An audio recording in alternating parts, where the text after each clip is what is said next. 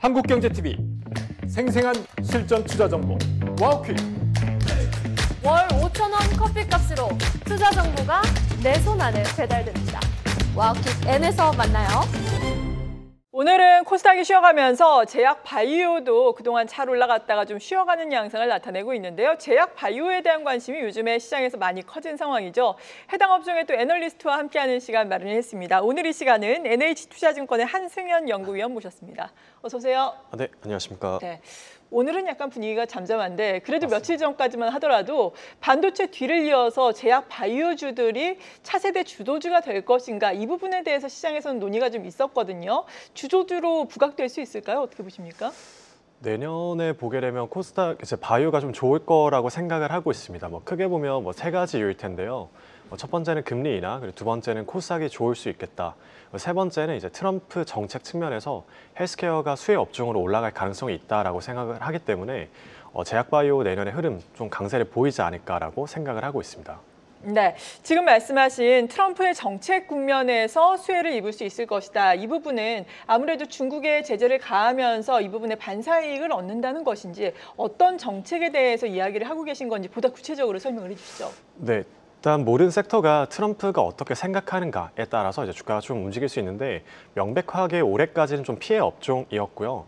이제 아메리칸 퍼스트라는 정책이었는데 이제 내년으로 넘어가면 다음 아젠다는 중국 바이오 규제 이야기가 나올 것 같습니다. 그래서 세부적으로는 두 가지인데 첫 번째는 이제 중국의 생산을 규제하겠다라고 하면 국내 CDMO 업체들한테는 반사수혜 이야기가 올해 연말, 그러니까 이번 달 정도 말부터 나올 수가 있다이고 두 번째로는 중국 신약도 이제 R&D 관점에서 규제를 할 거다라고 논의가 되고 있는 것 같아요. 그러면 국내 바이오텍 관점에서 반사수혜 이야기가 좀 나올 가능성이 있다라고 보시면 될 것 같습니다. 네, 그렇군요. 트럼프의 중국 제재에 따라서 트럼프발 제약 바이오 쪽에서도 특히나 CDMO를 중심으로 반사이익을 얻을 수 있겠다라고 말씀해 주셨는데 그런데 우리나라 같은 경우에는 미국과 의약품 관세 협상이 마무리가 됐는데 이 부분과 관련해서는 글로벌 의약품에 25% 관세를 또 부과한다 이런 이야기 있잖아요.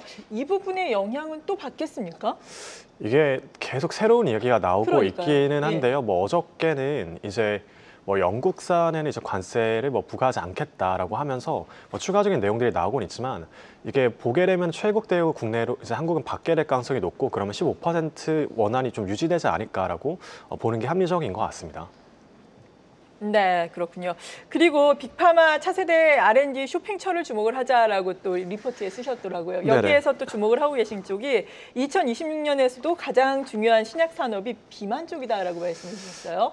GLP-1 계열 비만 치료제가 이제는 비만을 넘어서 정말 만병통치약처럼 계속해서 이야기가 나오고 있는 상황이잖아요. 맞습니다. 알츠하이머 학회에서 여러 가지 발표를 한다고 들었는데요. 이게 약간의 이제 아쉬운 뉴스이기는 한데요. 네. 이게 이제 보게 되면은 내년에 한 4개의 영역이 좀 유망하다라고 보고 그중에 가장 유망한 영역이 여전히 비만이다라고 생각을 하고 있는데요. 말씀 주셨던 부분은 이제 비만약이 알츠하이머 임상까지 이제 확장을 한번 시도를 했습니다. 그 결과가 최근에 노보노디스크가 결과를 공개했는데 다만 아쉽게도 3상에서 실패는 했고요. 다만 이제 세부적인 풀 데이터를 이번 알츠하이머 학회에서 공개를 할 예정이기 때문에 만약에 여기 세부 데이터에서 추가적인 혹시나 가능성이 제시가 된다라고 하면 추가적인 이제 임상도 가능하겠다라고 생각을 하지만 비만 쪽이 확장을 하고 있는 건 굳이 알츠하이머뿐만 아니라 지속적으로 메시나 다른 심혈관 쪽이나 질환이 나오고 있어서 내년에도 템은 전체 시장 규모는 커질 거다 이렇게 크게 커질 거다라고 보고 있습니다. 네, 일단 알츠하이머 쪽을 좀 더 자세하게 살펴보자면은 노보노디스크와 지금 일라이 릴리 간에 앞서 말씀해주신 이슈 때문인지 최근에 주가의 방향성이 좀 갈리고 있는 상황이잖아요. 네네. 여기에서 또 수혜를 입을 수 있는 국내 업체들, D&D 파마텍이라든지 ABL 바이오 이 부분은 어떻게 보시는지 좀 자세하게 설명을 해주신다면요. 네, 그래서 이게 최근에 주가 흐름을 좀 보시면은 ABL 바이오가 일라이 릴리와 좀 딜이 나오고 나서 주가도 굉장히 강세였고요. 그다음에 D&D 파마텍은 이제 비만이 알츠하이머로 확장 가능할 수 있겠다라는 기대감이 조금 선반영되어 있다가 노보노디스크에 이제 데이터가 잘 안 나오고 나서 주가 좀 빠졌습니다. 그래서 차별화된 주가 흐름이 좀 나오기는 했는데 보게 되면은 결국에 내년에 알츠하이머 같은 뇌 관련된 쪽에서는 아마 신규 딜이 굉장히 많이 나올 가능성이 높다고 생각을 하고요. 네. 그 중요한 축 중에 하나가 이제 뇌에 투과할 수 있는 전달체이기 때문에 ABL 바이오는 내년에도 추가적으로 기술 같은 건들을 충분히 기대할 수 있겠다라고 생각하고 그 외에 국내에 있는 다른 알츠하이머나 파킨슨 치료제를 개발하는 기업들도 같이 주목이 좀 필요한 시점이다라고는 생각을 합니다. 네, 구체적으로 혹시 어떤 기업을 주목을 해야 하는지 언급해 주실 수 있나요? 네, 최근에 이제 보고서에서도 언급을 한 종목이 오스코텍이나 아니면 D&D 파마텍 그리고 이제 그리고 추가적으로 상장 예정인 기업들도 이런 쪽에서 이제 논의를 하고 있는 그런 상황으로 알고 있습니다. 네, 리포트를 보니까 지금 말씀을 해주신 ABL 바이오 그리고 한미약품을 투자 유망 종목으로 꼽으셨더라고요. 그 근거는 어떤 게 되겠습니까, 각각? 일단은 코스피 제약사에서 올해도 가장 선호했던 종목이 한미약품이고요. 네. 내년에도 한미약품을 가장 선호를 하고 있습니다. 저는 종목을 볼 때 크게 보면은 이제 글로벌에서 어떤 이야기가 나오는가가 가장 중요하고요. 그러면서 기업 단에서 모멘텀이 있으면 더 좋거든요. 그 두 가지 교집합을 봤을 때 저는 그 비만 쪽이 가장 강력한 내년의 모멘텀이다라고 생각을 하고 그 중에서 특히나 근육 유지라는 요 새로운 트렌드가 글로벌리 가장 궁극적인 비만 영역입니다. 그러한 이제 한미약품이 임상 1상에 들어가 있고 내년 이맘때쯤이면 임상 1상 결과가 나올 거예요. 그래서 신규로 추가적인 기술까지도 한번 기대를 해볼 수 있는 파이프라인이기 때문에 한미약품이 비만 쪽에서는 굉장히 강력한 모멘텀을 가지고 있다 생각을 하고요. 두 번째로는 ABL 바이오인데 네. 이제 내년에 이제 알테오젠 이제 시가총액 1등 기업이죠. 알테오젠이 만약 코스피로 넘어간다라고 하면은 다음에 코스닥 바이오텍 1등이 어디가 될 거냐이고 현재로서는 ABL 바이오의 가능성이 가장 높다라고 판단을 합니다. 추가적으로 봤을 때 내년에도 추가적인 BBB 셔틀과의 딜 아니면 그래파리 T라는 항암제 영역에서의 추가적인 성과를 기대할 수 있기 때문에 여전히 업사이드가 좀 많이 남아있다라고 보고 있습니다. 네, 비만 치료제 측면에서는 한미약품, 근육 유지 쪽의 모멘텀을 살펴본다라고 말씀해 주셨습니다. 살이 빠지면서 지방과 근육이 함께 빠지는데 근육이 유지된다라는 점이 상당히 획기적으로 들려지고요. 그리고 GLP-1 계열 비만 치료제 많은 분들이 우리나라에서도 사용을 하고 계시지만 이 주사제라는 게 주사를 놔야 하니까 너무 부담이잖아요. 이에 따라서 맞습니다. 경구용이라든지 지속형이라든지 이런 이야기 올해도 많이 나왔는데 내년에는 본격적으로 기대를 해볼 수 있는 건가요? 내년에는 이제 글로벌리 이런 거예요. 지금은 이제 상업화된 약물이 노보노디스크랑 이제 일라이 릴리에 각각 주사제 하나씩이 나와 있는데 내년 이제 제 추정으로는 2월달, 3월달 정도가 되면 일라이 릴리에서 이제 경구용 비만약이 FDA 허가를 받습니다. 네. 그럼 한국에 들어올 때까지는 시간이 좀 걸리긴 하겠지만 이제 처음으로 경구용 비만약이 팔리기 시작을 하면서 시장에서 조금 더 관심을 가질 가능성이 높다라고는 생각을 하고요. 그와 관련된 이제 국내 관련 기업은 D&D 파마텍 이런 종목에 주목을 해도 좋을 것 같고 추가적으로 한 달 제형을 개발한다라고 하면 국내에 있는 여러 기업들이 있지만 개인적으로 보고서에도 이제 쓴 종목이 GTG 네. 바이오를 좀 선호를 하고 있다라고 말씀드리겠습니다. 네. 그리고 대내적으로도 보자면은 우리나라 정부도 지금 약가제도 개편을 추진하고 있다라고 합니다. 어느 쪽으로 개편을 하는 것인지 이에 따른 미치는 영향은 어떻습니까? 이게 예전부터 사실 오래 나왔던 이슈이기는 해요. 그래서 이제 정부와 제약 산업 간에 어느 정도 이게 의견 차이가 있는 상황인데 정부의 목적은 신약 R&D를 좀 더 강화하기 위해서 특히나 약가를 제네릭 위주 약가를 좀 인하하겠다. 그러니까 조금 더 신약들을 개발해라라는 네. 이제 유인책과 이제 당근과 채찍인 거죠. 봤었을 때 이제 제약 업계는 전반적으로 조금 이제 국내 제약 업계는 안 좋을 수밖에 없는데 특히나 제네릭 위주로 영업을 하고 있는 중소형 제약사들이 조금 더 타격을 받을 가능성이 높다. 이렇게 보시면 좋을 것 같습니다. 네, 그렇군요. 중소형 제약사들 우리가 눈여겨봐야 되겠고 그리고 제약 바이오 하면은 대장주 성격의 것이 또 알테오젠이 되겠습니다. 알테오젠 같은 경우에는 이제 이전 상장, 코스피로 이전 상장을 위해서 주총이 다음 주에 열리게 되는데 주총 결과 어떻게 예상을 하시는지 이전 상장을 하게 된다면은 네. 주가 측면에서 어느 정도의 상승 탄력을 받을 수 있을까요? 이게 예상을 할 수는 없지만 네. 주주분들은 대부분 다 비슷한 생각을 하실 것 같아요. 이제 코스피로 넘어가야 된다에 대해서는 동의를 전반적으로는 하시는 분위기라고 파악을 하고 있고요. 그래서 이제 코스피로 넘어갈 때는 다만 이게 시점은 조금 걸릴 수가 있습니다. 그래서 내부 통제도 조금 시스템도 더 구축을 해야 되고 그다음에 추가적으로 거래소의 심사도 받아야 되기 때문에 제가 예상하는 타임라인으로는 이르면은 뭐 내년 2분기 말 아니면 3분기 정도에 이제 코스피로 넘어가는 그림이 보일 수 있겠다라고 생각을 하고 있고, 시장에서 요즘에 주목하는 사례는 과거 셀트리온이 2017년에 코스피로 이전 상장한 네. 사례가 있습니다. 그때 셀트리온의 주가가 거의 160% 정도 급등을 한 사례가 있고요. 어느 정도 기간? 그 한 6개월 정도 기간이었습니다. 예. 그때가 물론 이제 실적이 되게 좋게 올라가는 구간이었었거든요.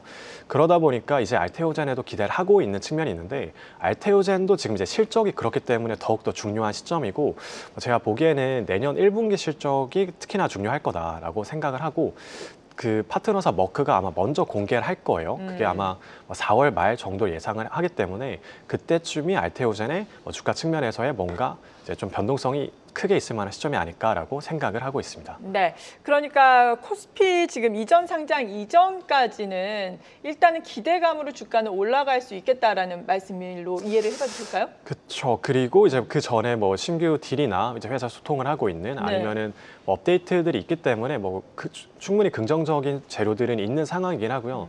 근데 다만 이제 실적이 어떻게 나오느냐는 이제 트래킹을 해야 되기 때문에 실적이 만약에 잘 나온다, 그리고 저희가 뭐 처방 데이터 이런 거 봐서 잘 나올 것 같다라고 하면은, 그러면은 그때부터는 주가가 조금 더 이제 탄력성이 보일 수 있겠다. 근데 다만 이제 실적을 보기는 뭐 해야 될 것 같습니다. 네, 그렇군요. 임시 주주총회를 12월 8일에 개최될 예정이고, 그 코스피 이전이 확정이 된다면은 기대감으로 오를 수 있겠고, 다만 우리가 숫자, 실적은 확인해 봐야 한다라고 말씀해 주셨습니다. 요즘도 뭐 여러 가지 학회가 열리고 또 JP모건 헬스케어 컨퍼런스도 연초에 열리게 되잖아요. 여러 가지 학회라든지 뭐 변수들은 어떤 게 중요하다고 보세요? 지금 이제 뭐 내년 1월 JPM도 있지만, 제가 뭐 최근에 쓴 보고서는 그 전에 뭐 12월 달에 있을 만한 이벤트들도 좀 여러 건들이 뭐 있기는 합니다. 그래서 특히나 뭐 비만 쪽에서도 이슈가 있을 것 같고요. 뭐 이제 비만에서는 노보노디스크가 그 먹는 비만약을 이제 고용량으로 뭐 애플이 허가를 받을 거고, 그러면 이제 경구용 쪽에 대한 관심이 좀 한번 높아질 수 있겠다. 뭐 비만 쪽은 아마 좋을 것 같아요. 글로벌 뉴스가. 그다음에 아까 알츠하이머도 말씀을 드렸고, 항암 쪽으로도 뭐 글로벌리 유망한 학회들은 아니지만 뭐 에스모 아시아나 뭐 아니면 샌 안토니오 뭐 유방암 학회 등도 예정이 되어 있기 때문에, 여기에서 관련된 기업들, 발표하는 기업들은 뭐 주목을 할 필요가 있겠다 정도로 보시면 되고, 이제 내년으로 넘어가서부터는 이제 뭐 JPM 말씀 주셨던 그런 데서 이제 새롭게 빅파마들이 계획을 발표할 텐데, 그와 부합하는 국내 기업들은 뭐 같이 주목을 할 필요가 있을 것 같습니다. 네, 그렇군요.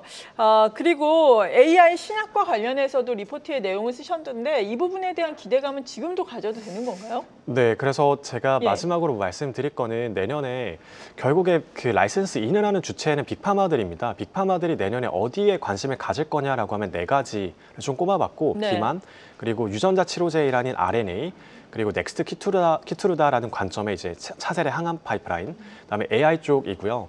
저는 이제 이런 건 잘 모르긴 하지만 이럴 것 같아요. 예를 들어 테크가 지금 이제 모든 하드웨어를 인프라를 깔고 있는데, 결국에는 나중에 소프트웨어 활용처를 찾는다라고 하면 엔비디아도 AI 쪽, 요 신약 개발 쪽에서 굉장히 이제 가장 큰 영역이다라 말을 하고 있고, 내년에 아이코닉한 모멘텀이 될 수 있는 건 구글의 자회사 중에 AI 신약 개발사가 있어요. 내년에 임상 1상에 아마 들어갈 걸로 추정이 되고 있습니다. 그러면 구글도 임상을 우리가 하고 있다라고 하면 이런 쪽으로 아마 이야기가 계속 나오지 않을까. 그래서 익스포저를 어느 정도 가져가는 게 좋을 거라고 생각을 하고 있습니다. 네, 그렇다면 AI 신약 개발과 관련해서는 이렇게 해외사를 중심으로 봐야 하는지, 우리나라에서도 뭐 가시적인 성과를 예상이나 뭐 추정을 할 수 있는 기업이 있는지 궁금합니다. 이제 뭐 시장에서는 그 뭐 사실 글로벌리 봤었을 때는 아직까지 완전 초기이기는 합니다. 시장에서 최근에 이제 뭐 부각이 받고 있는 기업은 뭐 프로티나 이런 기업은 삼성바이오 에피스와 같이 신약 개발한다라는 점에서 최근에 주가 좀 많이 오른 상황이고요. 최근에 이제 제가 보고서에도 간단하게 언급을 했던 종목은 뭐 유로핏 뭐 이런 종목은 있는데, 그런 기업은 이제 뭐 진단을 하는 기업도 있어서 뭐 꼭 신약 개발도 좋지만 뭐 진단하는 기업까지 조금 더 열어서 보면은 좀 좋지 않을까라고는 생각합니다. 네, 제약 바이오 쪽에 내년에 주목을 해봐야 할 이슈에서부터 지금의 현안, 이에 따른 투자 전략, 토픽 종목까지 자세하게 다뤄봤습니다. 애널리스트와 함께했습니다. 오늘 이 시간 NH투자증권의 한승연 연구위원이었습니다. 고맙습니다. 네, 감사합니다. 계속해서 다양한 경제 이슈를 알고 싶다면 구독과 좋아요, 알림 설정 부탁드립니다. AI 캐스터 권미정이었습니다.